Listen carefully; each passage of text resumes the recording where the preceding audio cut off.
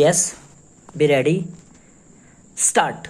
The appellant is the defendant, full stop. The respondent plaintiff filed a suit for permanent injunction against the defendant not to put up my construction on the southern compound wall and for the mandatory injunction for demolishing the height of the compound wall built in excess of 4 feet. Further, seek a direction that a set backspace of 5 feet should be left between the southern compound wall and the building, and also to direct the defendant not to open any windows or ventilators to the southern compound wall. Full stop. Next stanza. The defendant resisted the suit, contending that the constructions are valid and duly licensed by the corporation. Full stop. It is the case of the plaintiff that the illegal construction would affect the easementary rights of enjoyment of light and air to his property. Full stop. Next stanza. The trial court has decreed the suit directing demolishing of the southern compound wall built in excess of 4 feet height and also directed for leaving setback space of 3 feet between the southern compound wall and the building. Full stop. Hence, the appeal, the plaintiff's property is a vacant side. Full stop. The plaintiff was minor at the time of filing of the suit. Full stop. During the pendency of the suit, the plaintiff attained majority. The guardian was discharged and plaintiff continued the suit. Full stop. It appears that the cause title is not properly amended, reflecting this fact. During the pendency of the appeal, the plaintiff has sold the property to second defendant. Full stop. Next stanza. By way of prescription, but based the suit on the natural right of enjoyment of light to his property. Full stop.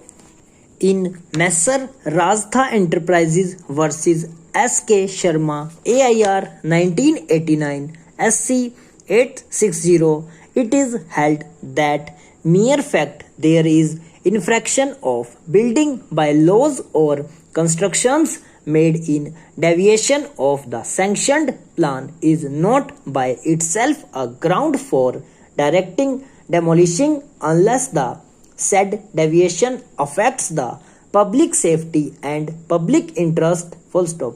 The Bangalore City Corporation is a necessary and proper party, but the plaintiff has not impeded the corporation. Full stop. The allegation made by the plaintiff show that the constructions made in violation of the building by laws, therefore they have to be demolished. Full stop. Next stanza. The corporation is the sole agency for granting license for constructions within the corporation area.